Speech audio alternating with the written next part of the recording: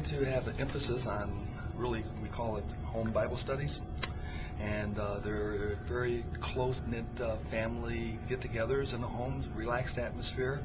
And during our series, we're going to encourage our church family to participate in the home studies. That's exciting. That's our goal this week, is try to match up several of the families that open up their homes, then match up to people that want to be part of a group. So that's our goal. That's part of our third core mission, is connecting people with incredible friends. And this is one way of doing that, is get to know people on an intimate level, because I've heard people say many times that their church family are closer than their biological family, and that's because of the support that is there, Christ being the center of all things. And it's a good time. We had several families that goes through crisis, and it's just small groups that comes and just lift them up during these tough times they go through. Okay. I'm involved in a small group with Connection Church, and it's Don Sprague leads it, and we meet at Jeff and Jenna's house.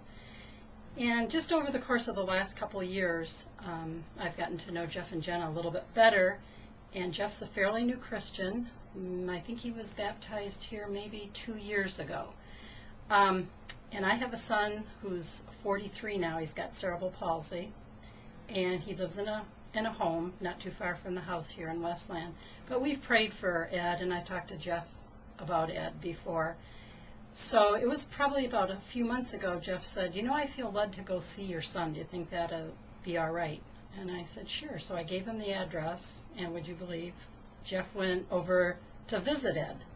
And he's been going on a very regular basis now. He reads the Bible to him, getting to know him. He just stops by for a short visit.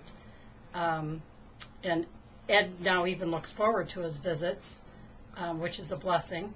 At one time, Ed was a Christian and gave his heart to the Lord, and really doesn't see the need for it.